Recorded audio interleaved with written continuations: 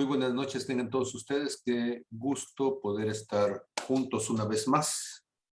Los días martes son días importantes para mí. No sé si lo serán para ustedes, pero son días de reflexionar y son dos sentidos distintos. La predicación del domingo y para mí el estudio de los martes son dos líneas muy diferentes de reflexión o la forma en que se plantean. Sé que muchas veces la predicación, el fin de semana, pues tiene un carácter de ánimo, tiene un carácter hasta cierto punto de una apertura un poco más amplia para que personas que son nuevas en el Evangelio puedan escuchar. Pero los días martes, para mí, implica que son personas con un deseo de aprender y una actitud de poder ser confrontados con un deseo de crecer, de no estar estancados, de sacudirnos de alguna manera de la monotonía y del letargo que nos va generando lo cotidiano. Pero sobre todo, los domingos no hay oportunidad de retroalimentación por el formato que implica también la predicación. Aunque estuviéramos nosotros en la predicación presencial, no tenemos la oportunidad de la retroalimentación como es en una clase. Y entonces eso lo vuelve mucho más interesante, mucho más rico, porque es bidireccional, ¿sí? En una predicación es más complicado generar el espacio de la confrontación inmediata, pero en la clase sí tenemos esa oportunidad, es parte del modelo que queremos seguir. Y entonces por eso para mí es un gusto. El día de hoy, siempre comienzo diciendo la fecha, ahora lo voy a poner después de esta frase. El día de hoy es martes 31 de agosto del año 2021. Como dije hace un momento, es martes de estudio y yo quisiera ir llevando el formato cada vez más al debate, ¿sí? Porque de repente se torna en un asunto unidireccional, a veces porque el tipo no se calla, ¿sí? Y yo entiendo que el tipo hay que ponerle freno y que no suelta el micrófono, pero a veces porque no hay eco en la retroalimentación o no hay debate del punto de vista. Y entonces yo quiero insistirles, perdón si comienzo siendo duro desde el principio, pero esto es un espacio adulto y como un espacio adulto, la única opción que tenemos de crecer es crecer entre nosotros. Y si damos las cosas por hecho, entonces seguimos en un esquema de dependencia y la dependencia no genera crecimiento, la dependencia genera letargo. Y tenemos que pasar de ser dependientes a ser interdependientes, ¿sí?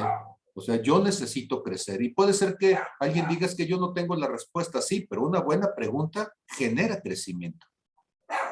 Y yo agradezco las preguntas que me inquietan, yo agradezco las preguntas que me sacan de balance, porque esas preguntas son las que finalmente obligan a que uno siga creciendo y se siga desarrollando, ¿sí? Entonces, creo que con esta introducción tosta, yo espero que haya la libertad. Si alguien se siente confrontado, bueno, pues entonces éntrele, pues. Y no es el debate a la persona, no es ad hominem, no se trata de noquear a nadie, se trata de buscar juntos la verdad. Y la verdad entonces nos cuestiona a todos. Aquí no hay nadie que sea más que nadie y no hay nadie que sepa más que nadie. Todos somos hijos amados, pero ignorantes, la verdad, ¿sí? Entonces nos falta una eternidad de estar con el Señor y dentro de una eternidad entonces diremos, bueno, ya sabemos un poquito más y aún así diremos, siervos inútiles somos, ¿no? Entonces, pues bendito sea Dios. Padre, en el nombre de Jesús, yo te doy gracias por mis hermanos, por su amor, su paciencia, su misericordia. Yo te doy gracias, Señor, por el hambre que hay en cada uno de ellos, el deseo, Señor, de crecer, de trascender, de no quedarnos, Señor, en nuestro estadio infantil, espiritual, sino en crecer a la estatura del varón perfecto, a la estatura de la medida del varón perfecto. Y Señor, el reto que tenemos es grande, porque no podemos quedarnos estacionados, Señor, ni en nuestras costumbres, ni en nuestra seguridad, ni en nuestra comodidad, Señor. No podemos quedarnos estacionados, Señor, en nuestras excusas. Tenemos que crecer. Y la única manera de crecer, Señor, como dice Proverbios 27:17, hierro con hierro se afila. Así se aguza el rostro del amigo. Y Señor, nos tenemos los unos a los otros. Somos corresponsables del crecimiento de los demás. Yo asumo, Señor, la parte de retar a mis hermanos y también, Señor, yo anhelo que ellos me sigan retando a mí para que podamos crecer juntos. Tenemos una responsabilidad histórica, Señor, y es heredar un cristianismo que valga la pena a nuestras generaciones. No se trata solamente, Señor, de lo que nosotros podemos lograr para nosotros mismos. Se trata del cristianismo que hemos de heredar a los que vienen detrás de nosotros. Y, Señor, gracias por darnos la oportunidad, al asumirlo, de poderlo vivir.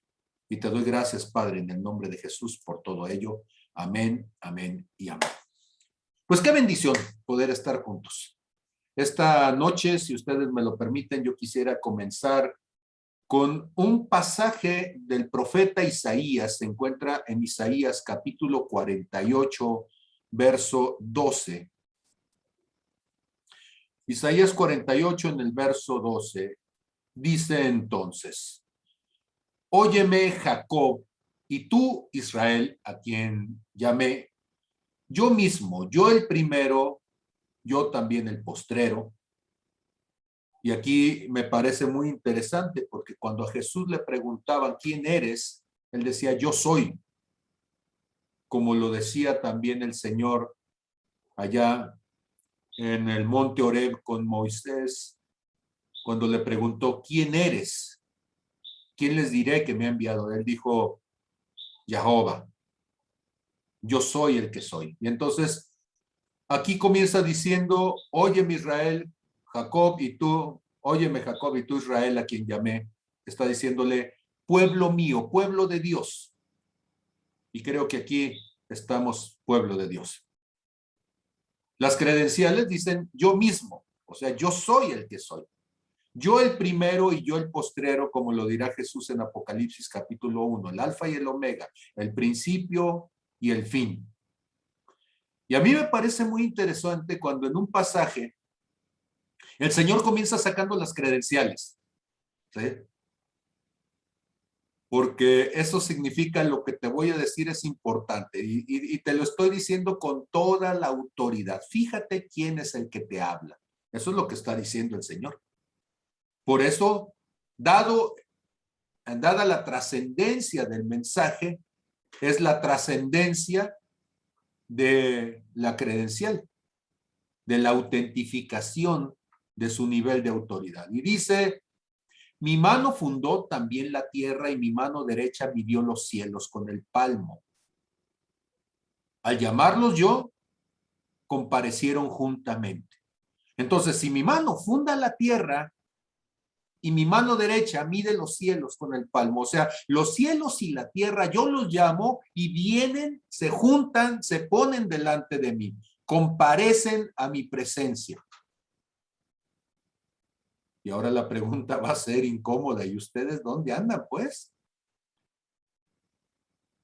Porque si yo soy Dios, tengo el poder y la autoridad para llamar. Y aquellos que me reconocen, el cielo y la tierra, comparecen juntamente delante de mí.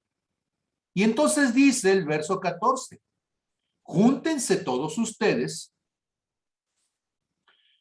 y oigan, ¿quién hay entre ellos que anuncie estas cosas? Júntense todos ustedes, pueblo de Dios. Escuchen. ¿Quién de este pueblo ¿Quién del cielo y la tierra está anunciando estas cosas? Aquel a quien Jehová amó, ejecutará su voluntad en Babilonia y su brazo estará sobre los caldeos. Aquel a quien Jehová amó, ejecutará su voluntad en Babilonia y su brazo estará sobre los caldeos. Mi primera pregunta es, ¿cuántos de ustedes sienten ser amados de Dios? Porque fíjense ustedes que no está diciendo aquel que se siente preparado. Tampoco está diciendo aquel que siente que tiene todos los recursos. Tampoco está diciendo aquel que siente que tiene todo el apoyo y tiene toda la apertura. Dice, aquel a quien amó Jehová. Y entonces muchas veces nosotros cuando estamos pensando en la forma en que una persona procede, normalmente los seres humanos utilizamos el argumento de las circunstancias para llevar a cabo aquellas cosas que sentimos que Dios nos ha llamado a hacer. Pero el argumento fundamental para poder llevar a cabo nuestro propósito está ligado, está basado, está fundamentado en la relación personal entre Dios y la persona. Por eso dice, aquel a quien Jehová amó. El que se siente amado, el que se sabe amado, el que entiende que su fundamento está puesto en la relación de amor que el Padre tiene para con él, dice, ejecutará su voluntad en Babilonia. Y Babilonia es un pueblo adverso, es un pueblo que no reconoce al Señor, es más, es un pueblo que terminará siendo el verdugo, el ejecutor de Dios ante la necedad del pueblo de Israel. Y dice que el brazo de esta persona estará sobre los caldeos. Verso 15. Yo hablé, voy a aumentarlo en tamaño para que entonces puedan verlo con más facilidad y que no piensen que yo estoy diciendo alguna cosa distinta. Dice, yo hablé y le llamé y le traje. Por tanto, será prosperado su camino. En una doctrina de la prosperidad, donde esta doctrina de la prosperidad la basamos en nuestras acciones, la basamos entonces en nuestros méritos, y hemos creado, o se ha creado, un cristianismo de la meritocracia. El Señor presenta un punto de vista distinto. Dice, la prosperidad de esta persona tiene que ver con el llamado que yo le hice. Bueno, primero, con el hablarle. Y estamos hablando entonces de la relación personal. El diálogo, la comunión. Que la persona ha tenido un llamado personal. Y que se ha dejado mover por Dios. Entonces no solamente tengo una relación con la persona, sino que también viendo su corazón le he llamado y la persona ha respondido y por tanto yo le he traído. Y como consecuencia de esto, yo prosperaré el camino para las cosas a las que les he hablado, ¿sí? Dice entonces el verso 16, acérquense a mí, oigan esto. Desde el principio no hablé en secreto. Desde que eso se hizo, esto se hizo, dice, allí estaba yo y ahora me envió Jehová el Señor y su Espíritu. Así ha dicho Jehová, Redentor tuyo, el Santo de Israel, yo soy Jehová, Dios tuyo, que te enseña provechosamente, que te encamina por el camino que debes de seguir. Y entonces, cuando Dios está hablando estas cosas y dice, yo no hablé en secreto, lo que está diciendo es, estas cosas las he dicho y las he dicho en público una y otra vez. No ha sido privilegio de unos pocos. No ha sido algo que dije en el lugar santísimo como para que alguien pudiera poner de excusa, es que a mí nadie me informó. Al contrario, siempre estuvo dicho en público.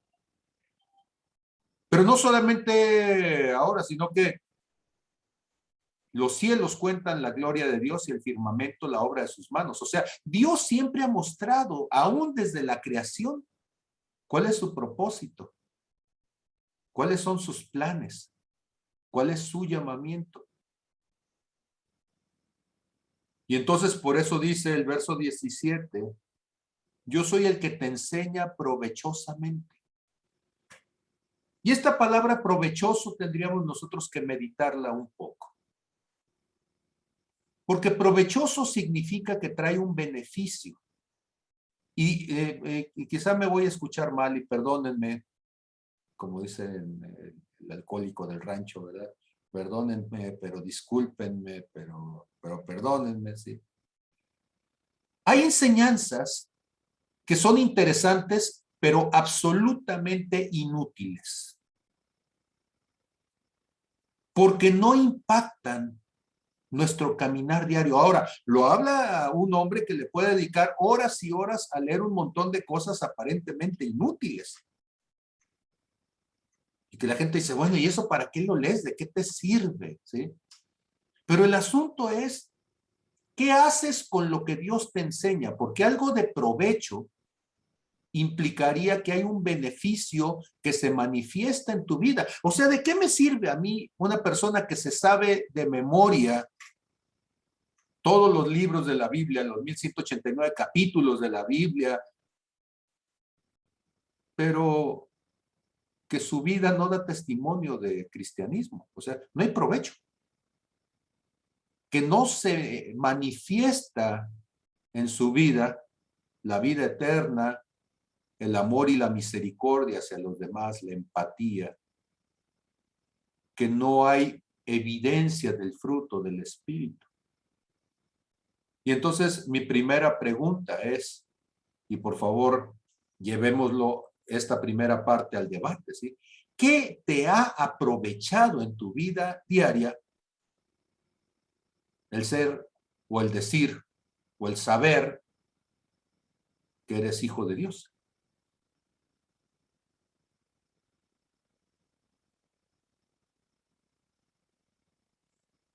¿Listos? Porque vamos a llegar al verso 18, que es donde está el énfasis de este pasaje.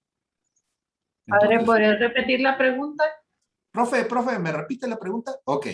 Cuando estamos diciendo que Dios te enseña provechosamente, que te encamina por el camino que debes de seguir, ¿de qué provecho te ha sido decir que eres cristiano? Yo a veces, bueno, hubo un tiempo que de para acá que lo empecé a decir, hay un salmo que te dice, pídeme consejo y yo te lo daré.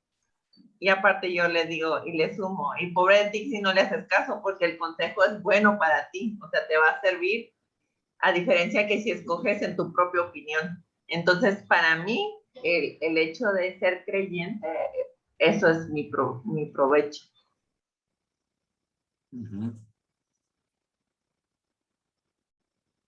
¿Alguien más ha tenido algo de provecho?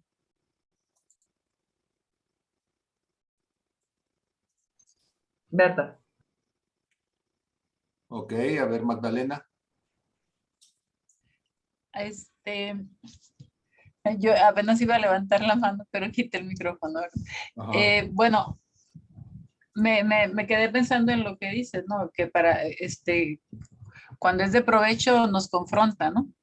Entonces, porque realmente cuando para aprender Dios nos tiene que confrontar y a veces el aprendizaje no es dulce, a veces no es, no es amable como quisiéramos nosotros. Y eso, el saberme hija de Dios, me aprovecha en mi vida diaria que las cosas que me pasan, Dios me quiere enseñar algo. Tengo que estar así con mis ojos abiertos. ¿Qué me quiere enseñar Dios aquí sobre esta situación o sobre mí misma o sobre el estado de mi corazón. Ya bien experimentado tengo que cuando me siguen pasando las mismas cosas es porque no he aprendido la lección. Entonces, pues ya mejor como ya no quiero más jabonadas, como tú dices, ya mejor me pongo obediente, ¿verdad? Porque si no, o sea, mejor aprendo. Pero sí, diario Dios nos muestra algo, diario Dios trata con nosotros y, y no nada más eso, también diariamente podemos estar conscientes de las bendiciones de Dios. A veces es hermoso darnos cuenta que hasta en los más pequeños detalles Dios está ahí dándonos amor. A veces tan solo de sentir el aire bien fresco, se siente que es Dios diciéndonos, mira, yo lo puse así de limpio para que tú lo respiraras y que porque te amo. Este, el estar conscientes de él diario es bien bonito porque nunca nos sentimos solos y también no nos sentimos con libertad para hacer tarugadas como antes y también pues sí, estar siempre como que qué me quiere mostrar hoy Dios aquí, a dónde me quiere llevar, cuando conozco a una persona, qué quiere Dios conmigo, que yo haga con esta persona, o simplemente cuando vamos en obediencia donde nos manda a lo mejor a predicar o a hacer algo, ya vamos con esa confianza de que no vamos solos, de que Él va adelante nuestro, que son obras que Él ya hizo por nosotros, así como dice ahí que al que Él amó, Él va a fortalecer su brazo para que esté sobre los caldeos. Así Dios, o sea, los caldeos pudiéramos decir que son principados, potestades, no sé, situaciones difíciles, pero sabemos que Él va con nosotros y ya no tengo el temor que antes tenía o ya no tengo la inseguridad que antes tenía de que yo no podía hacer las cosas o me empezaba a ver yo a mi propia ineptitud o ineficacia. Ahora ya no, porque digo, no, es que Él va delante de mí. Él es el que va a hacer las cosas, como David cuando era el pastorcito que le dijo, pues tú cómo te atreves, incircunciso, a retar a Dios. O sea, él no lo tomó personal, él dijo, estás retando al creador de todo el universo, entonces ¿cómo te atreves tú incircunciso? Así me siento yo, así chiquita, pero yo sé que el que va delante de mí, pues es el Todopoderoso. Entonces, muchos temores se me han quitado por esa situación y esa es una experiencia diaria. Es hermoso, es hermoso.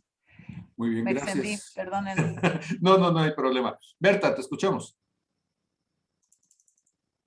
Sí, pues para mí el provecho que he visto en mi vida fundamentalmente ha sido pues que me ha dado seguridad en muchas áreas de mi vida. El saberme hija de Dios me ha dado seguridad en varios aspectos, me ha ayudado a vencer ciertas cosas, a detenerme ante muchas situaciones ante las que anteriormente hubiera flaqueado sin pensar, pero ahora el saberme que Dios tiene un compromiso conmigo y que yo tengo un compromiso con Él, me hace detenerme ante muchas circunstancias, sabiendo pues que él me ama y entender el valor que tengo como ser humano, como persona delante de Él, ya para mí ha sido una ventaja grandísima, el ya no pensar que soy simplemente el haberme dado cuenta que no era simplemente un mortal más en este mundo, sino que tengo un propósito y un propósito eterno en él.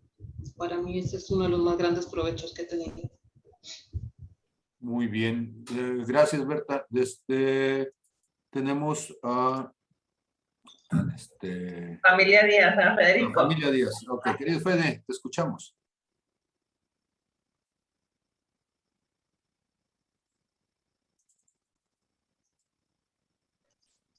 Tu micrófono, Fede. Sí, buenas noches. Buenas noches. Pues esa pregunta me abarca todo porque es tanto como decir que me quitó la venda de los ojos para empezar a dejar de hacer lo malo y empezar a aprender a hacer lo bueno.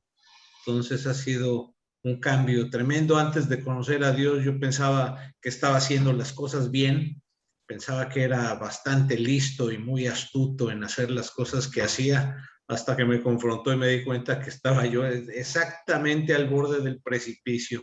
Entonces, ha sido un cambio enorme, no solo en mi vida, sino en la vida de mi familia, de mis hijos, de los nietos, de toda la gente. Entonces, ha sido un cambio enorme, enorme para bien. Gracias, gracias, Fede. Y tenemos a Gaby Manjarres. Buenas noches, pastor. A mí sentirme hija me lleva a poder caminar en esta libertad que nunca había sentido. Me lleva a confrontarme cada día, a ser una persona mejor, a parecerme a él, a ver mis áreas colapsadas que hay dentro de mí, en mi alma, en mi espíritu, llevarme a esa libertad. Pero lo que más me agrada, el poder sentirme hija, es poder ir a las personas, llevar una palabra de esperanza, llevar una palabra de aliento, llevar aquel que está desanimado, aquel el que ha perdido todo, aquel al que puedo ver triste y que puedo llegar yo con una palabra de Dios y levantarle el ánimo, pero que yo pueda ser testimonio, mi vida para esa persona. Yo lo puedo ver en mi familia, como ellos dicen, ¿sabes qué? Mi tía ya no es como era antes. Si tú le hubieras dicho a mi tía esto, antes te hubiera dicho hasta lo que no, pero mi tía, reconocemos que Dios la ha cambiado mucho, porque mi tía antes era pues de lo peor, ¿no? Y a mí eso me da alegría porque digo, Padre, voy avanzando, voy voy caminando hacia el propósito al que tú quieres llevarme, voy caminando esa imagen y semejanza tuya, voy sintiendo esa empatía hacia los demás, voy sintiendo ese amor hacia mi prójimo que no tenía, me estás enseñando a amar a la gente y eso me hace sentir hija. Para mí es mi deleite en lo personal. Excelente, muchas gracias. Ahora, eso entonces nos plantea una inquietud, y es una inquietud que se encuentra en el libro de Job. Y uno se preguntaría, ¿sí? ¿De veras esto que nos planteamos nosotros se lo habrá planteado alguien más? Pues resulta que en Job capítulo 21, verso 15, están por allí hablando los amigos de Job y se preguntan, ¿quién es el Todopoderoso para que le sirvamos? ¿Y de qué nos aprovechará que oremos por él o que oremos a él? ¿Sí?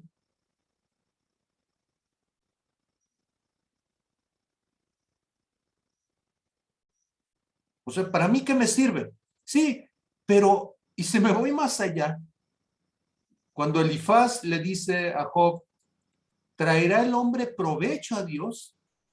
Al contrario, para sí mismo es provechoso el hombre sabio. O sea, claro que a mí me sirve ser cristiano y ser buena gente y que la gente diga, mira, ya se porta mejor, ¿sí? O sea, me da un mejor nombre con mi familia, me da una mejor posibilidad de ser aceptado. Pero más allá de yo aprovecharme de un cambio de vida, que puede ser muy provechoso, ciertamente,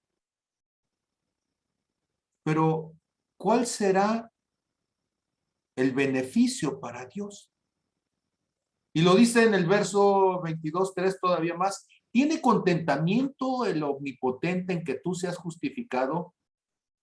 ¿O provecho de que tú hagas perfectos tus caminos? O sea, está bien por ti, vaya. Aplauso. Estrellita en la frente, qué bien. Muy bien, muchachito, muy bien. Pero, ¿y eso en qué le beneficia a mi padre? Porque siempre pensamos en el cristianismo como la salvación del hombre.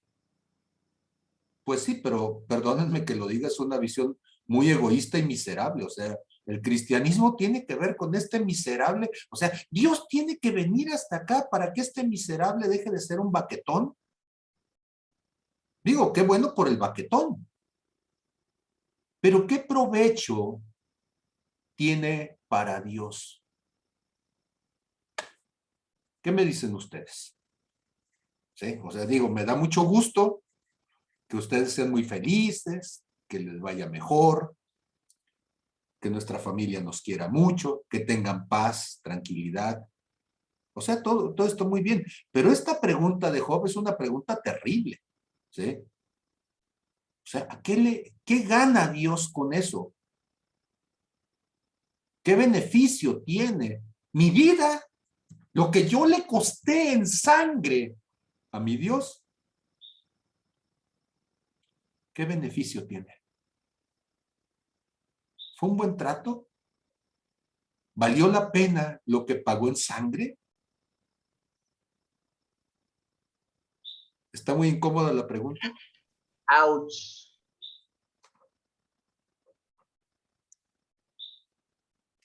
Magdalena levantó la mano, dejó de compartir. Magdalena, adelante. Y ver. A Dios no le aprovecha que nosotros seamos justificados, a Él no le aprovecha que nosotros seamos felices. O sea, él en realidad no necesita de nosotros para nada, no necesita lo que a nosotros nos pase a Él personalmente, porque es una persona, ¿verdad? No le aprovecha. Simplemente que Él nos ama. Y como nos ama, entonces el que nosotros seamos justificados, el que nosotros vayamos creciendo a la altura del varón perfecto, eso lo hace feliz porque somos la novia de su hijo, somos la novia del Cordero. ¿Y por qué? Porque él quiso, él así lo quiso, él así le plació. Entonces,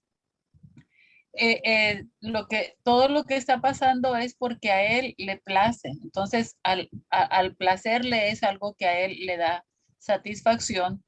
A él lo hace feliz porque nos ama, así como nosotros somos felices cuando vemos que nuestros hijos logran algo, que nuestros hijos van creciendo, que nuestros hijos van formándose bien.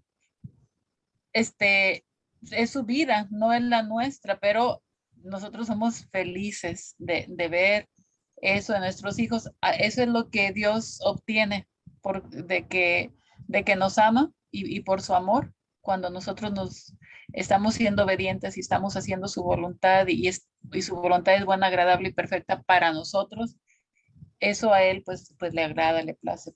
Por eso nada más, porque nos ama.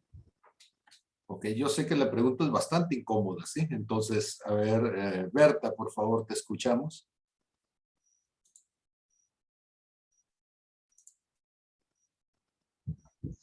Sí, parte pues es muy similar a lo que comenta Magda. Yo creo que en ese amor, Dios cuando ve que nuestros corazones comienzan a caminar conforme a su voluntad y le estamos dando, dentro de nuestra limitada humanidad, le estamos dando ese valor a su sangre y esforzándonos día con día para tratar de ser lo mejor delante de Él, tratar de ser la mejor versión de nosotros mismos. Para Él es un deleite, se regocija juntamente con nosotros en cada victoria, en cada situación que vamos obteniendo, viendo que su sacrificio no fue en vano, sino que lo estamos atesorando en nuestro corazón y tratando de dar a Él todo lo más posible, correspondiendo a ese amor que Él nos tiene. Porque recordaba, se me venía a la mente el rey David, como todos los salmos que compuso, donde él expresa teniendo un sentir muy parecido al de Dios, donde él expresa el regocijo, el amor, la alegría, la alabanza de Dios al ver su creación. Entonces creo que si esta creación, cual somos nosotros, le corresponde ese amor en medida de que cada día nos acercamos más con Él, buscamos hablar con Él, buscamos estar cerca de Él, es un deleite para Él y un regocijo ver que el haber venido al mundo y entregar su vida en la cruz del Calvario no fue en vano. Ok, gracias, Berta. Gabriela, levantaste la mano. A mí lo único que se me viene, pastor, es que Él se deleita, sí, en nuestra obediencia, pero lo que se me viene muy fuerte es que Él se deleita en que podamos tener esa identidad de vernos como hijos, de decir, aquí está mi hijo, aquí viene mi hijo, se siente con la confianza de poder entrar al trono de la gracia y sentirse mi hijo. Yo creo que ese es el deleite que Él siente con todo lo que, eso es lo que Él gana, el deleite de decir, ella se siente mi hijo. Para mí eso es lo que Él se deleita, que nosotros podamos tener esa identidad, sentirla, vivirla por revelación que viene por el Espíritu Santo. Yo pienso que es el deleite de cualquier padre en lo natural y más Él que es Dios. Eso es lo que se me viene a mí. Ok. Mili. Complicado, porque a veces nosotros hacemos parecer que no sé, que no ha valido la pena. Pero ¿qué gana? La pregunta es, ¿qué gana él? En algún momento tú nos enseñabas que Dios,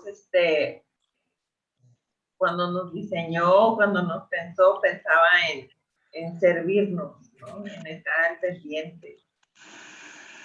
¿Qué palabra yo le pondría a eso? ¿Qué gana? Gana una relación.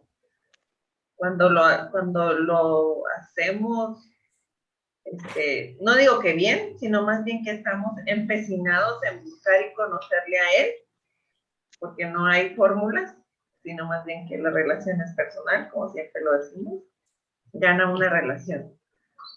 Y en esa relación, pues va a haber de todo, como en cualquier relación. Entonces, no se gana un robot, no se gana un seguidor a ciegas, se gana una relación. La pregunta aparentemente ociosa es una pregunta que tiene un trasfondo muy importante acerca de nuestra cosmovisión de Dios.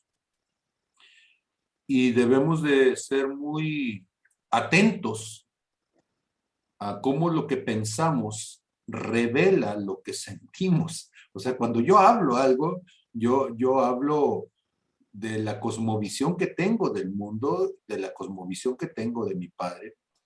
Y dado que es clase de martes, bueno, pues dice el apóstol Pablo, permítanme hablar con un poco de locura, ¿sí? Dios podría encontrar bastante gozo siendo coleccionista de filatelia, ¿verdad? O sea, debe de haber un montón de timbres imposibles de conseguir que seguramente él sí los puede conseguir. O podría tener un montón de otros animalitos amaestrados que lo hagan reír y disfrutar. Y entonces de repente debemos de, perdónenme, porque estoy sacando toda la ironía, si quieren, a pasear, pero a veces nosotros podríamos pensar en Dios como alguien desocupado, desobligado, que no tiene otra cosa que hacer y entonces que se entretiene en ver a los saltarines por allí brincando por el patio, ¿sí?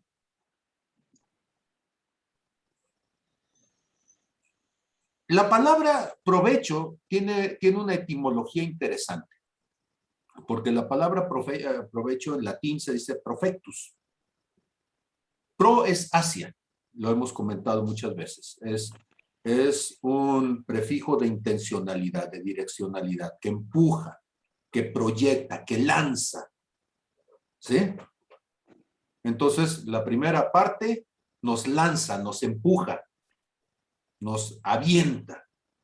Pero la segunda parte, profectus, fectus viene de facere, y facere es hacer, elaborar, desarrollar. Y entonces la palabra provecho, más que tener que ver con qué le saco, qué obtengo, más bien dice hacia dónde me lleva, hacia dónde me orienta. Y entonces, cuando uno piensa por qué Dios hace al ser humano, y bien pudiéndolo tener como un ser amaestrado que se porte bien y que responda y mueva el rabito, finalmente la palabra proscuneo, pues es hacer como perro, pues mover el rabito y ladrarle o gemirle, pues debería de ser algo que lo hiciera muy feliz. Sin embargo, Dios ni rabo nos dio siquiera, ¿sí? Aunque hay gente que tiene mucha cola que le pise. Pero bueno, pero esa es otra cuestión. Y entonces, el asunto está que Dios quisiera que nosotros fuéramos hacia adelante. ¿Qué tan hacia adelante? Él nos va a llamar que somos un pueblo de reyes y sacerdotes y que vamos a reinar juntamente con Él.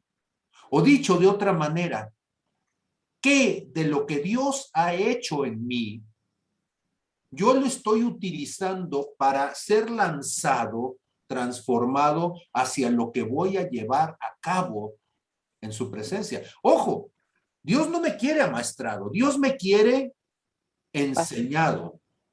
Dios me quiere maduro, Dios me quiere consciente, Dios me quiere responsable, porque voy a reinar juntamente con Él, porque voy a tomar lugares de autoridad juntamente con Él, porque voy a representarle ante lo creado, como era el deseo con Adán. Ser Señor, enseñorearse juntamente con Él. ¿Me estoy explicando? Y entonces, el gran problema cuando nosotros vemos a Isaías 48, que decíamos allá por el verso 17, él te enseña provechosamente. Entonces, él te enseña para que tú vayas orientándote, para que vayas desarrollándote como alguien que va a estudiar una carrera y que hay entonces un mapa curricular donde hay un montón de cosas que vas a ir aprendiendo y cada cosa que vas aprendiendo tiene que ver con el perfil que vas a lograr en el momento en que tú termines aquella etapa. Y entonces, si esta vida fuera una escuela, ¿en qué se supone que te vas a graduar? Si esta vida fuera una escuela, ¿cuáles son las materias o unidades de aprendizaje que se supone que tú estás cursando y que después de haber vivido no sé cuántos años en la Tierra, realmente aprendiste, desarrollaste aquellas cosas que se esperaría de ti? Porque resulta que tú estás estudiando para comportarte como Cristo. Tu currícula dice: el egresado al terminar el curso pensará como lo hizo el Señor. Estará capacitado y habilitado para representarle ante la creación como un hijo de Dios.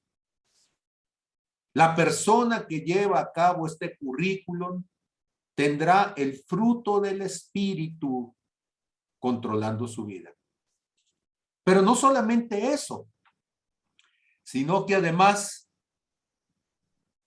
estará en condiciones de poder manifestar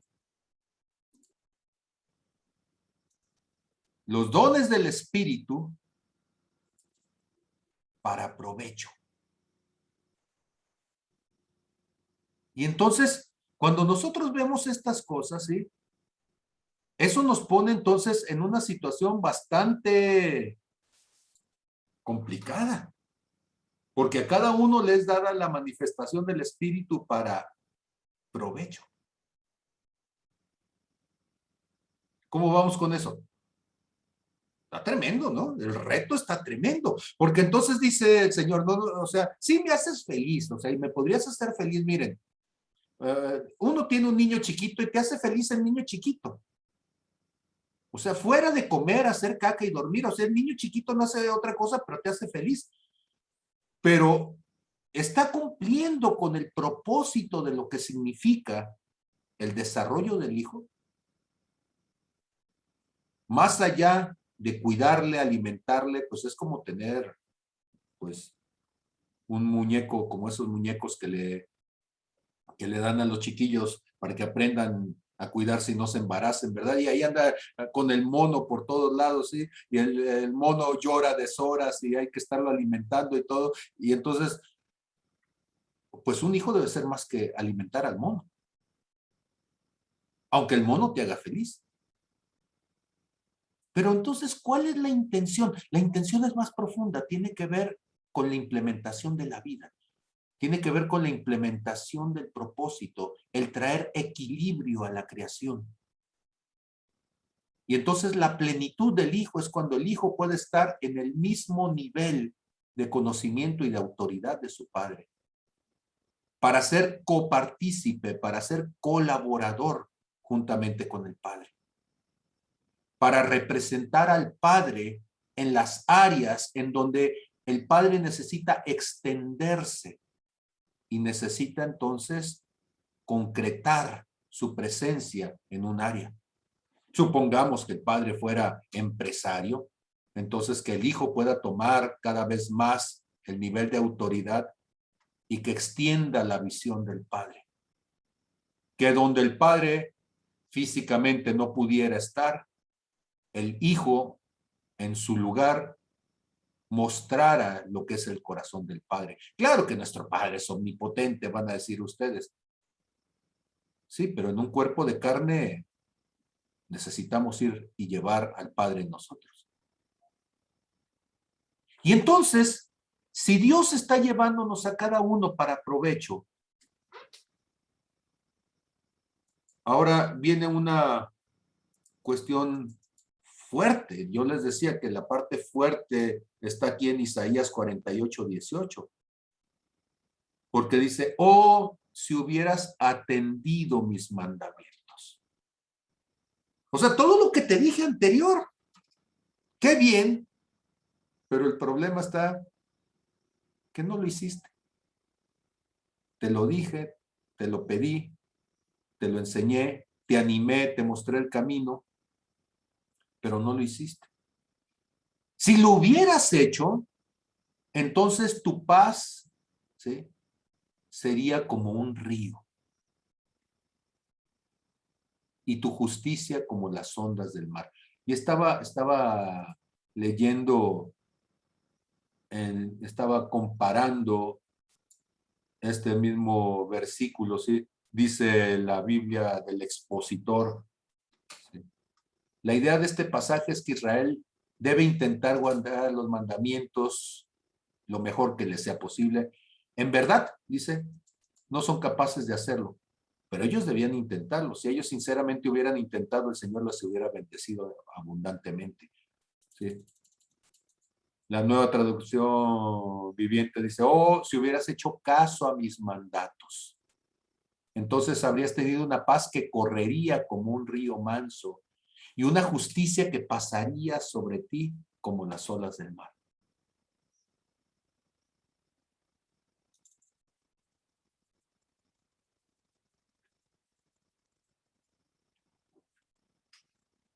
En lenguaje actual, si tan solo hubieras atendido mis mandamientos, ¿sí?, entonces tu paz habría sido como un río y tu justicia como las olas del mar. ¿Sí? En la Biblia de Jerusalén, tu dicha habría sido como un río y tu victoria, ya no tu justicia, ahora tu victoria, como las olas del mar. ¿Sí?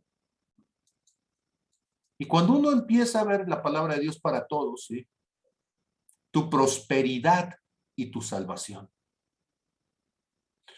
De lo que está hablando entonces es tu condición espiritual. Fluiría sin límite. Las olas del mar. Yo pensaba, ¿por qué, Señor, las olas del mar? Las olas del mar son normalmente cosas que, bueno, finalmente están impulsadas por los vientos, están generando entonces un cierto empuje, llegan hasta la orilla y se revientan y ahí se acabó la ola. Sí, pero detrás de esa viene otra y otra y otra, ¿sí? Y son interminables. Y entre más fuerte sean los vientos, mayores son las olas del mar. O sea, curiosamente uno pensaría, ¿sí?, que en momentos de dificultad la imagen hubiera sido otra, ¿no? Y Dios dice, no, entre mayor sea la dificultad, mayor es la ola del mar. pensando en el huracán, entre más llueve, más ríos hay. Si Dios hubiera dicho, bueno, serán como otra cosa, no. Pero tus ríos, ¿sí? Expresa entonces algo que viene bañando, creciendo, derramándose, fluyendo de su presencia. Y una paz que fluye como un río. No solamente estamos hablando entonces de fuentes de agua viva, de agua en un manantial, en un pozo. Él dice un río completo como los ríos de salvación, las aguas salutíferas que salen por la puerta del oriente y que traen salvación y sanidad a las naciones. Y entonces cuando él está diciendo estas cosas, dice, tu paz no tendría límite, ¿sí? Estarías entonces renovándote constantemente, ¿sí? Fuera tu arena, dice el verso 19, tu descendencia fuera como la arena, y los renuevos de tus entrañas como los granos de arena. Nunca su nombre sería cortado ni raído de mi presencia. Y entonces, el enfoque de Dios, bueno, tengo que leer los últimos versículos para regresarme. Salgan de Babilonia, huyan de entre los caldeos, ¿sí?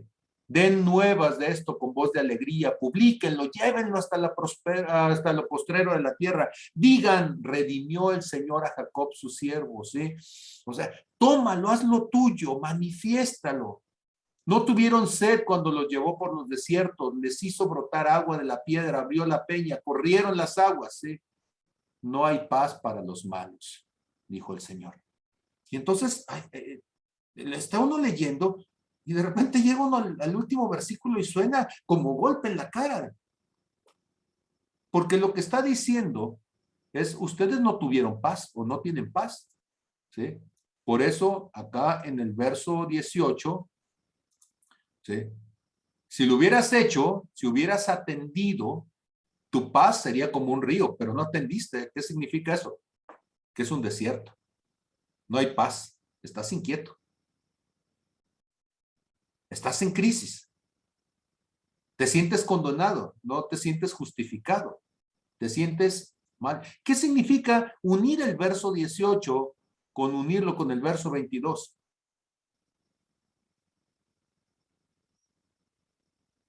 Cuando dice no hay paz para los malos, pues ustedes no están en paz, mis niños. ¿Sí? Le está diciendo el pueblo de Israel, ustedes no están en paz. No tomaron entonces el verso 18 en esta parte tremenda. Cuando dice, oh, si hubieras atendido mis mandamientos. Y entonces eso nos lleva, ¿sí? Con una muy larga introducción, pero esto nos dará tiempo precisamente de poderlo seguir abundando la próxima semana. A una pregunta que es una pregunta que el cuerpo de Cristo, el pueblo de Dios, se ha hecho y es un debate de miles de años. Sí, gracias, mamá. Y este debate entonces nos lleva a la pregunta, ¿en dónde está el límite entre la voluntad de Dios hacia nosotros, como algo que se aplica, como algo que se determina, y la voluntad humana? Porque si Dios entonces tiene todo el poder para hacer lo que sea, ¿por qué le reclama a su pueblo, no me hiciste caso? O sea, la decisión que tomaste no fue la decisión correcta. ¿Realmente hay un libre albedrío? ¿Realmente la condición que vivimos o que vive la humanidad es atribuible a causas externas al hombre? ¿O es consecuencia la condición del hombre de una forma equívoca, una forma errónea de ejercer la libertad de decisión?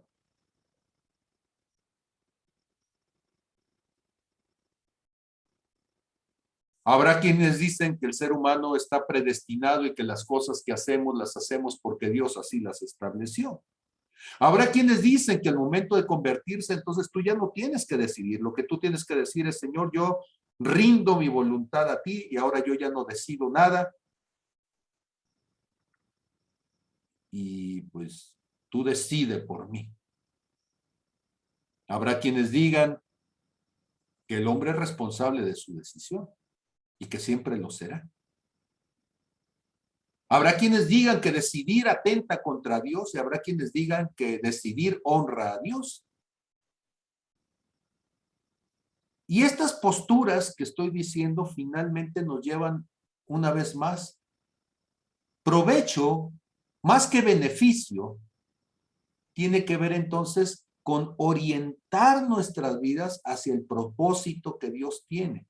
O sea, ¿qué es lo que Dios quiere? ¿Qué significaría entonces, para poder ponerlo en ese contexto totalmente más claro y entendible, cuando nosotros en Efesios capítulo 4, y lo comentamos una y otra vez este versículo, ¿sí? En el verso 13, que una y otra vez lo hemos dicho, hasta que todos lleguemos a la unidad de la fe y del conocimiento del Hijo de Dios, a un varón perfecto, a la medida de la estatura de la plenitud de Cristo. Yo tengo en mi corazón la sensación de que provecho, como dijimos, pro factus, ¿sí? Profectus, que es la palabra provecho, pero que me lanza para que yo sea y haga a la medida del varón perfecto. Entonces, ¿en qué le aprovecha Dios? Bueno, si lo dijéramos de esta manera, ¿de qué manera el hombre al desarrollarse llega a cumplir este anhelo de Dios? De Génesis 1:26, que una y otra vez lo digo y siempre Dios me lleva de regreso, perdónenme, pero pareciera que mi Biblia lo tiene demasiado muy agarrado este versículo. Porque cuando desde el principio Dios dice, hagamos al hombre a nuestra imagen y conforme a nuestra semejanza y señoríe, ese es el propósito eterno de Dios. Y el provecho, profacere, es que el hombre llegue a señorear con Dios para estar como colaborador, para poder ejercer los dones de Dios, para poder asumir la responsabilidad, la corresponsabilidad de la creación. Y todo eso pareciera que es una doctrina diferente, pues hasta donde yo veo, y no quiero marearlos a ustedes, ¿sí?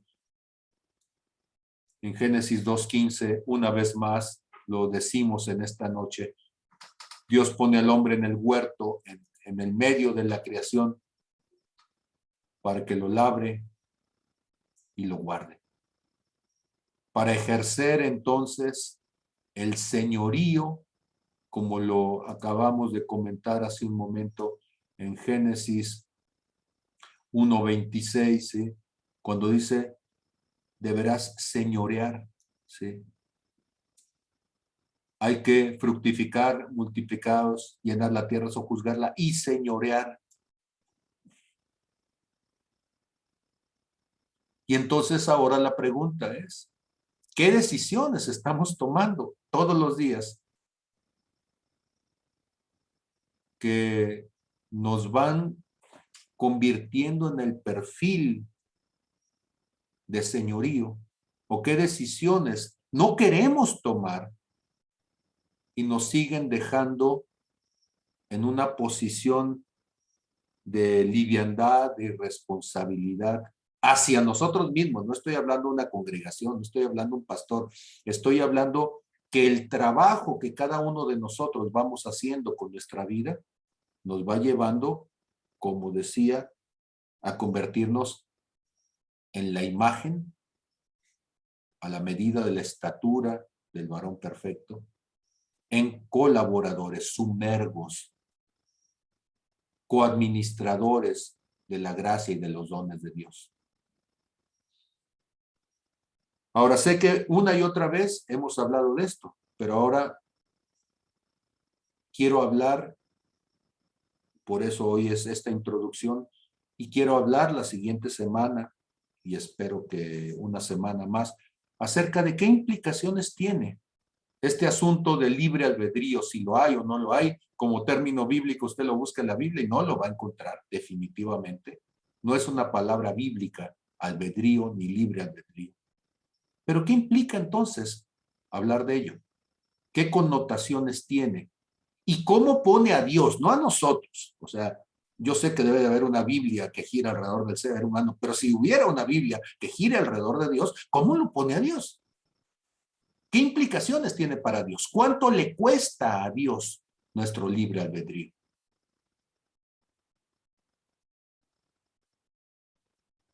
Ok, entonces, comentarios sobre esto, ¿qué les dejó pensando? ¿Sí? Estuvo confusa la cosa hasta aquí. Y entonces comencemos con el tiro al blanco. Viene a sonarse el Pablito.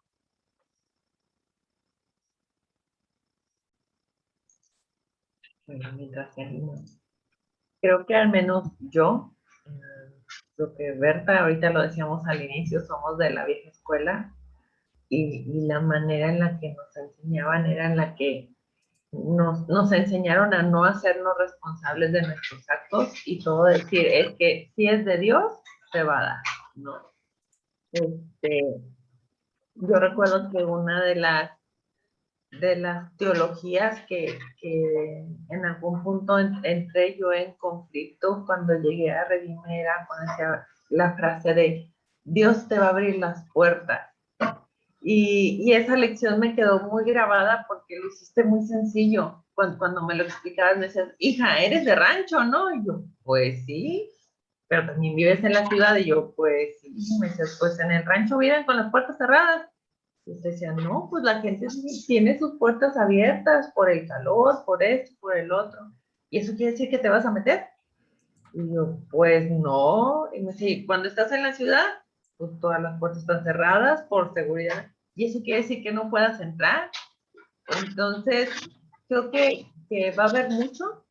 Me quedo con una gran expectativa de lo que vamos a ver en las siguientes semanas, porque sí creo que hay cosas que tenemos arraigadas y que no, no creo que se hayan hecho en Malta, por decirlo de alguna manera, y digo entre comillas. Creo que la intención no era mala, pero muchas veces nuestras intenciones se anteponen a lo que Dios enseña. Entonces tergiversamos la verdad o decimos verdades a medias o las decimos desde nuestra perspectiva, y eso lleva a generaciones como la mía a creer que pues Dios va a hacer lo que Él quiera. O sea, le decíamos en algún momento a un alumnito de clase dominical, me acuerdo que le había enseñado que pues que Dios le iba a ayudar, ¿no? Y que pues que le iba a ayudar a estudiar y que cosas así, y que él se dedicara también a hacer las cosas que hacía en la iglesia. Y al siguiente fin de semana llega bien enojado y me dice, Perla, me echaste mentira, llegué del ensayo bien tarde y dejé en la mesa el cuaderno, el lápiz y todo, y Dios no me ayudó con mis tareas. Entonces, la manera en la que muchas veces hemos enseñado es con este pensamiento mágico, que es algo que hemos platicado, pero estoy a la expectativa. Creo que se va a hacer algo muy interesante. Thank you. Ok, gracias Magdalena, te escuchamos.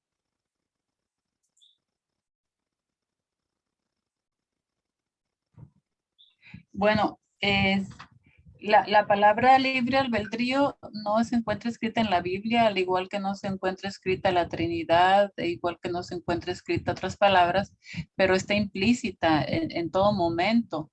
Está implícita desde el momento en que cuando Dios creó a Adán y Eva, les dijo,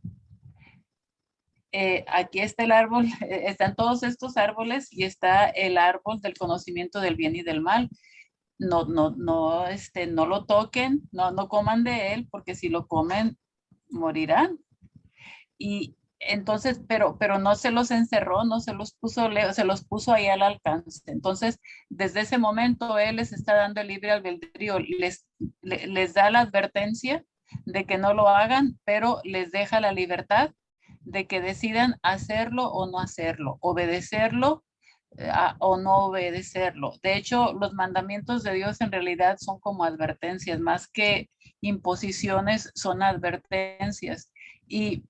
Y pues nosotros estamos aquí en esta tierra, es un entrenamiento, ¿verdad? Es donde Él está, Jesucristo mismo lo dijo, está separando la cizaña del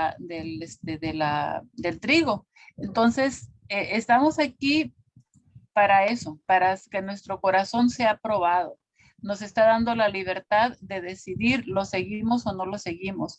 Cada día nos da la libertad de tomar decisiones, cada día nos da la libertad, somos responsables cada día, desde el momento en que nos despertamos, que tomamos conciencia, somos responsables de lo que vamos a hacer y de lo que vamos a decidir, hacia dónde vamos a caminar. Y también somos responsables si decidimos pasar tiempo con Él o no, si decidimos servirlo o no. Él siempre nos está dando esa libertad y esa es la manera en la que Él nos está formando a su imagen y semejanza. Si no, pues ya lo mencionó también Mili, Dios no quiere robots, no quiere personas, él pudiera haberlo hecho así, pero él quiere, nos está dando la decisión de amarlo, de seguirlo, de obedecerlo, y aquellos que queramos hacerlo, nos da el privilegio de formar parte de su reino, nos llama hijos, nos llama hermanos de Cristo, nos llama al cuerpo de Cristo, nos llama la novia del Cordero.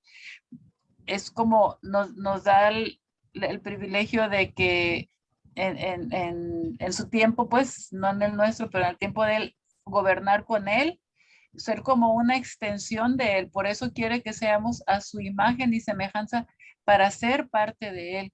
Pero yo pienso que también con Dios es así como los maestros en la escuela que dicen, tienen 10, todos tienen 10, pero ya de ustedes depende si ese 10 se va convirtiendo en 9, en 8, en 7, en 5, en 0, ¿verdad? Así con él, todos tenemos 10 desde el principio. Y pienso que cuando vayamos allá en el cielo nos va a decir, ¿sabes qué? Mira, tenía todas estas bendiciones para ti y tú, todas estas no las aprovechaste y estas sí. Yo pienso que cada día que nuestra vida la vamos definiendo hasta cierto punto cada día, con las decisiones que vamos tomando cada día. Pero Él a nuestro alcance nos pone todo y depende de nosotros qué es lo que vamos tomando y qué es lo que vamos rechazando por ignorancia, por lo que sea. Pero vamos a llorar cuando estemos en el cielo y decir, ay, Dios mío, ¿a poco? ¿Y a poco? ¿Y a poco? Pues sí, pues sí, pues sí. Él nos dice cómo y nada más nos pide obediencia. Fe y obediencia es lo único que nos piden. Muy bien, entonces, si esto es así, y bueno, yo en lo personal estoy en esa misma postura. Creo profundamente en la decisión y en la elección. Entonces, el debate tendrá que ser un debate más ideológico en la postura, no necesariamente que estemos opuestos entre nosotros, pero tendremos que poner en la mesa qué piensan otros para poder sostener este asunto de que la vida espiritual está basada, fundamentada sobre aspectos decisorios.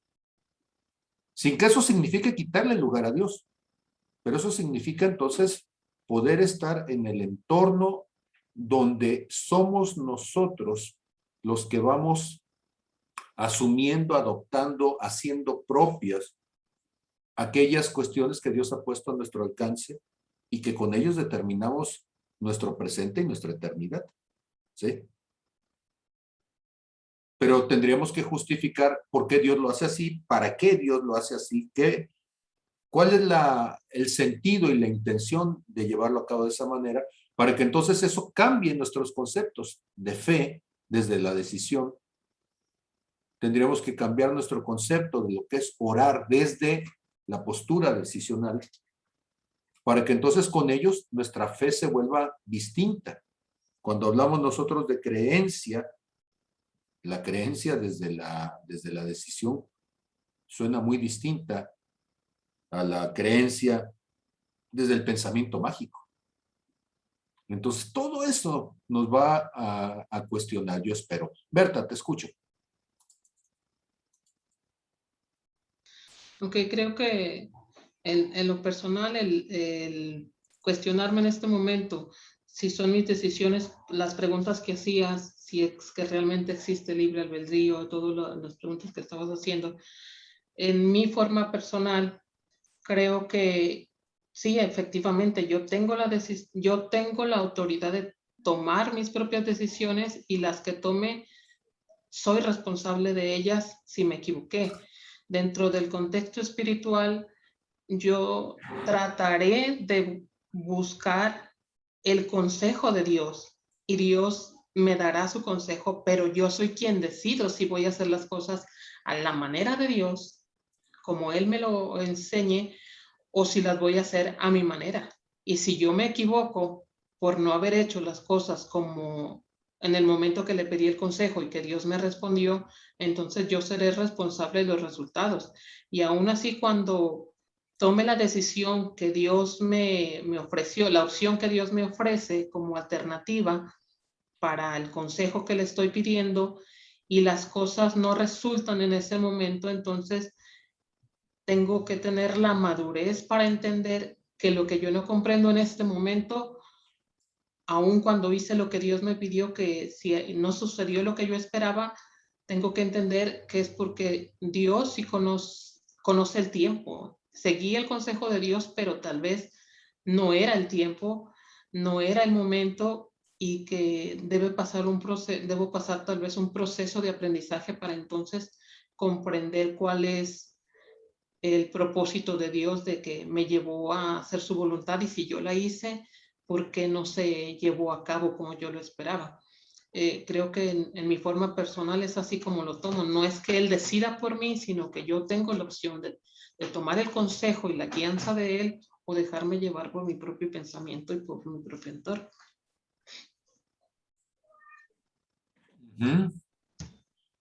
Zulema, qué bueno tenerte por acá. Prende tu micro, corazón. No te escuchamos. Ahora sí, buenas noches. Te escuchamos bajito, pero sí te escuchamos. Déjame quitar el audífono para que ¿Ahí se escucha bien? Sí, perfecto, ahora sí. Ah, ok. Bueno, yo lo que quisiera comentar, a veces no, ahora sí que me dan vuelta en la cabeza muchas ideas, pero yo creo que sí es lo que ha enseñado en esta noche, que de alguna manera somos responsables delante de Dios de las decisiones que tomamos, pero también creo que tiene que ver con una edad espiritual donde Dios nos responsabiliza, porque algo que yo he estado estudiando en los últimos tiempos, que a lo mejor está mal, pero me gustan estas clases para poder entender mejor, ¿verdad? Entonces, lo que he estado viendo es que las grandes decisiones Dios las tomaba con gente madura, con gente que se había ganado la amistad de Dios. Ya no era solo el ser hijo, sino el ser hijo amigo. Entonces, uno de los ejemplos es Lot, cómo Dios rescató a Lot a través de la plática de su amigo Abraham. O sea, que no fue Lot en sí el que tomó la decisión o el que tuvo la relación o el que le pidió a Dios cambiar las cosas, fue a través de la relación de Abraham, siendo, por decirlo así, siendo Abraham el maduro, hubo un rescate para su sobrino Lot, si no me estoy confundiendo con los nombres. Y entonces puedo ver a través de la Biblia cómo la fe o se pudiera decir, yo soy muy creyente de que sí hay salvación si uno le cree a Dios, pero es como cuando un niño quiebra una ventana, aunque la persona quisiera arreglarse con el niño, pues a final de cuentas tiene que venir con el papá y decir, a ver, tu hijo está siendo irresponsable.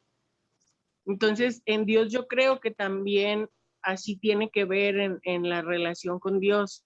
O sea, hay gente madura que puede alcanzar cosas para los que no somos tan maduros, ¿verdad?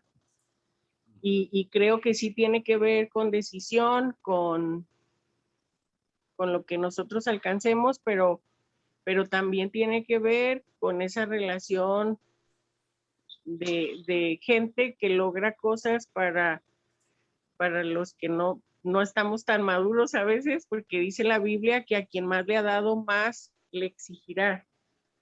Entonces sí creo que hay pues una diferencia en eso. No sé si me expliqué. Pero bueno, eso era lo que quería opinar, agregar. Sí. Ahora, pregunta, ¿tú estarías de acuerdo de alguna manera en que el llamado es madurar? Así es. Sí, o sea, sí estamos de acuerdo con que la perspectiva de la inmadurez es temporal, pero que quiero pensar que en una visión eterna, pues Dios esperaría que madurásemos. Sí, incluso yo creo que lo más parecido a lo que Dios quiere para nosotros, pues es por eso se llama Padre, porque cuando nosotros hemos tenido hijos nos damos cuenta que esperamos lo mejor para ellos sin querer nada de ellos. Incluso yo creo que como padres somos plenos en el momento en que los vemos plenos a ellos y alcanzando lo mejor en la vida. Uh-huh. Entonces yo creo que con Dios es igual, pero sí es temporal. Sí, bueno, por lo menos yo sentía que madurar era arrancarse a hacer las cosas todo desesperado y luego terminas dándote cuenta que cometes muchos errores y que no era exactamente lo que Dios quería. Pero madurar, pues de alguna manera en Dios nos va dando la madurez como la vamos trabajando, ¿ah? Porque habrá gente que no se anime a hacer nada y habremos gente que hacemos de todo y no deberíamos. pero pues la idea es entender que si somos maduros, también la conversación con Dios es diferente. Uh-huh. Y que Dios exige a los demás o a nosotros como nos ha dado. Entonces yo, por ejemplo, veo con otras personas que hay cosas que Dios a mí me exige y yo le digo, pero ¿por qué conmigo eres tan duro de repente?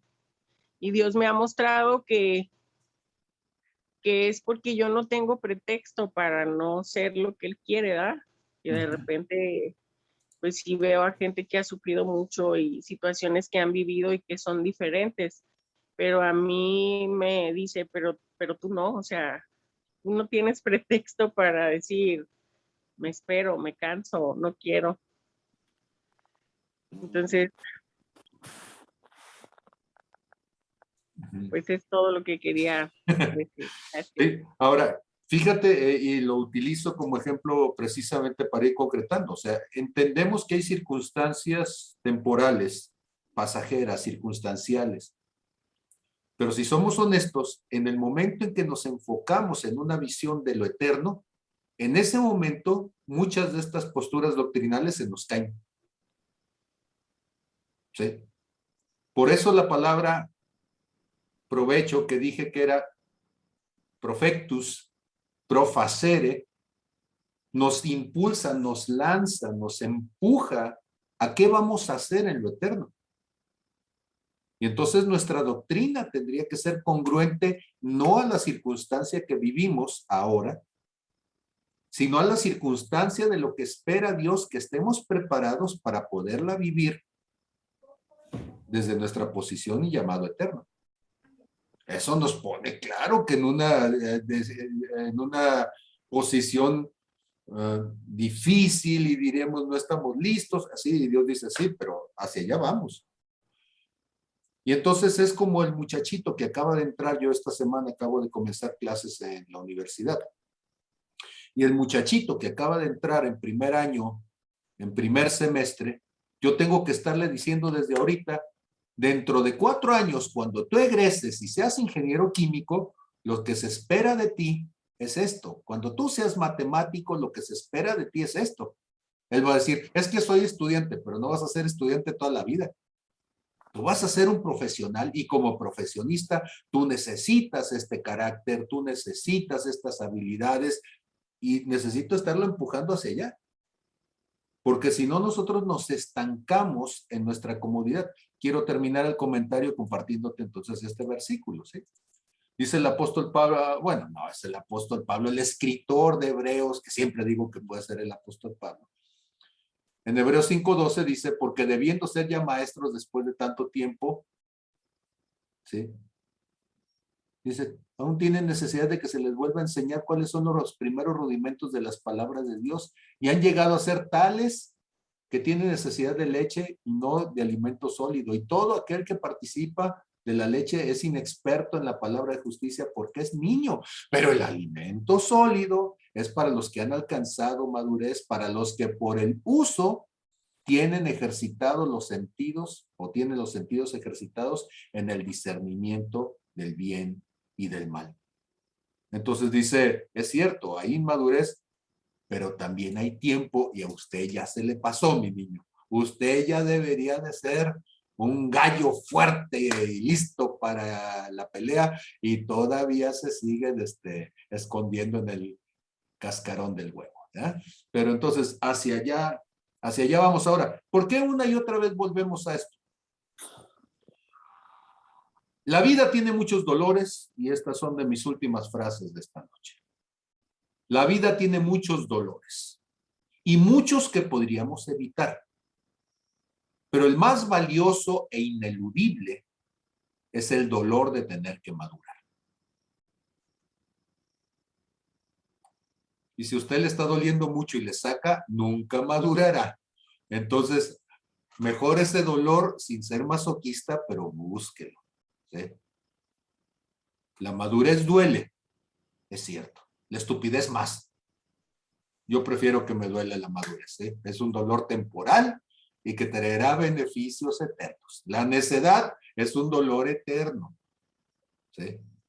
Y traerá consecuencias desastrosas. Entonces, yo creo que la única forma de madurar para el ser humano, y voy a tratar de demostrarlo entonces en las siguientes clases, la única manera de madurar es a partir del ejercicio responsable de su capacidad de decidir.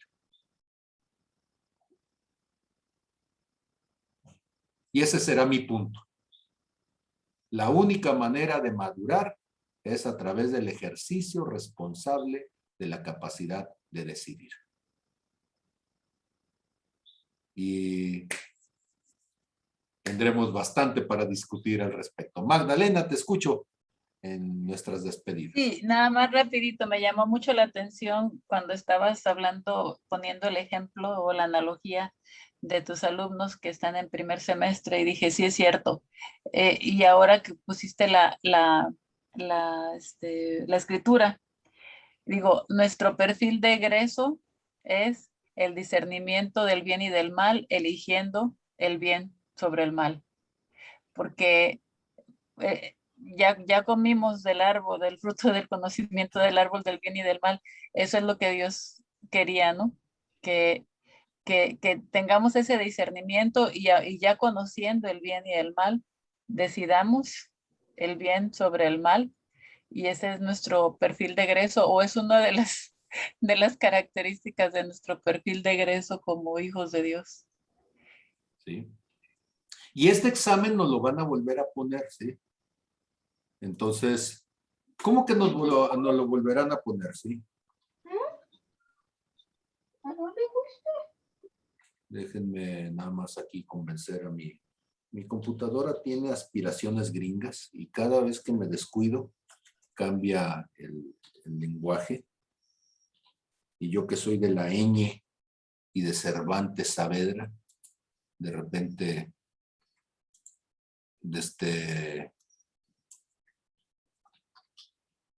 me desespera, pero hay que tenerle paciencia. Ella hace todo su esfuerzo por estar apoyándonos, ¿sí?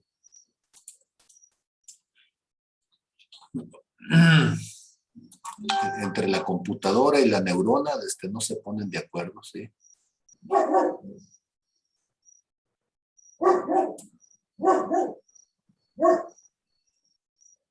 Ok. Ando por Apocalipsis 17 y como estoy de rebote, no lo estoy encontrando tan rápido como quisiera. Satanás es soltado después de 1000 años, ¿sí? Y sale a engañar, ¿sí? Y como me estoy entreteniendo porque les digo que se me cambia cada rato entonces escribo una cosa y no me da nada porque me cambian las letras. Entonces, Apocalipsis 17, pues. No, quién sabe por dónde esta cosa me está mandando. Ya en lugar de una letra me pone otra, me cambia el teclado de configuración internacional. ¿Sí? Ok, es Apocalipsis 20, en el verso 7 y 8. Considerando el versículo que comentábamos hace un momento de Hebreos capítulo 5, verso 17. Y entonces dice, cuando los 1000 años se cumplan, Satanás será suelto de su prisión. Una vez más estamos viendo el mismo pasaje de Génesis capítulo 3, con el ser humano, ¿sí? En la presencia de Dios. Ha pasado el ser humano un tiempo con el Señor directamente, caminando y hablando con él, el reinado justo del Mesías durante 1000 años, igual que Adán y Eva estuvieron caminando con el Señor en el huerto de Edén, y viene la serpiente y dice, y saldrá a engañar a las naciones que están en los 4 ángulos de la tierra, a fin de reunirlos, ¿sí? Para la batalla. ¿Sí? Y entonces, ¿qué es lo que vamos a tener? La misma prueba de Adán. Discernir entre el bien y el mal. Y nuestro perfil de egreso tendría que ser que hayamos logrado esa capacidad. Ser capaces de distinguir entre el bien y el mal y a partir de esa capacidad elegir el bien. Deuteronomio 30, 19. He aquí que yo pongo delante de ustedes, ¿sí? El bien y el mal, la vida y la muerte, la bendición y la maldición. ¿Sí? Escoge pues el bien. Y entonces, como les digo, mi punto será en los próximos días estar insistiendo.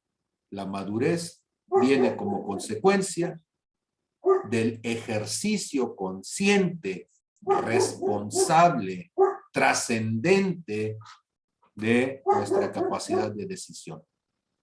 Y sobre ese argumento tendré entonces que redefinir mi concepto de fe, mi concepto de relación, mi concepto de intimidad con Dios, mi concepto de compañerismo con Dios, ¿sí? Porque eso cambia toda mi percepción teológica. Y entonces lo pondré a discusión con ustedes, a debate con ustedes, ustedes me dirán qué pensamos acerca de ello. Pues muy bien, esta ha sido entonces, dirán en los libros anteriores, el prelegómeno, ¿sí?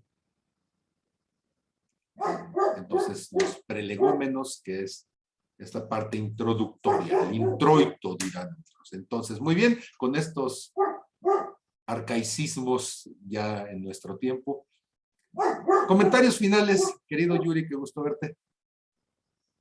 ¿Qué me dicen ustedes? ¿Algo para despedirnos?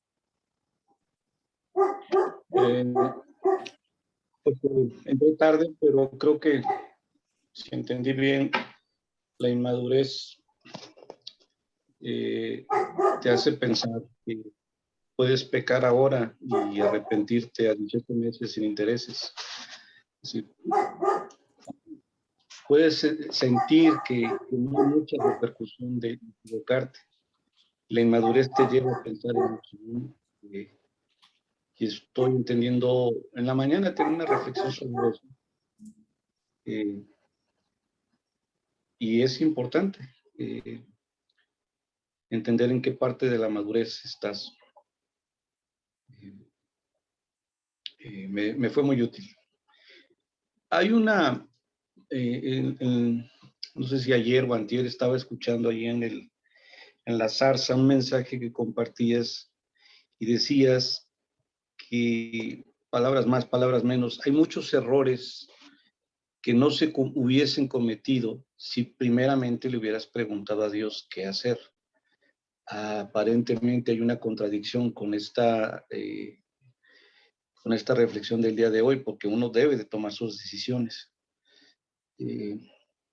Voy a buscar esta enseñanza que compartiste en la zarza, pero decías con mucha claridad, se equivocaron porque no le preguntaron a Dios. Y entonces, ahorita Bonnie y yo tenemos un problema de parálisis por análisis. Estamos esperando que Dios nos conteste algo porque no nos queremos equivocar.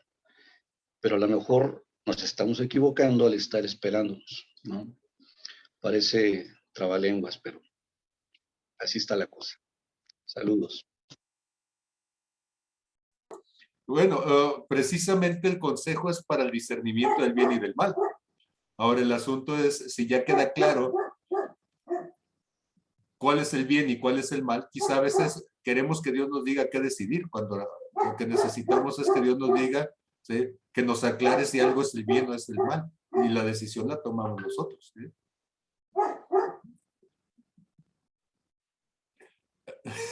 No sé si ayude o va a traer condenación, ¿eh? Pero a veces lo que estamos buscando es más bien dejar en Dios o transferir la responsabilidad de tomar la decisión, ¿sí? Cuando lo que Dios hace es mostrarnos el bien y el mal para que finalmente la responsabilidad de la decisión recae en nosotros. No sé, Zulema, que si estabas levantando la mano o te estabas despidiendo, pero creo que ya vamos rumbo a la segunda clase, ¿verdad?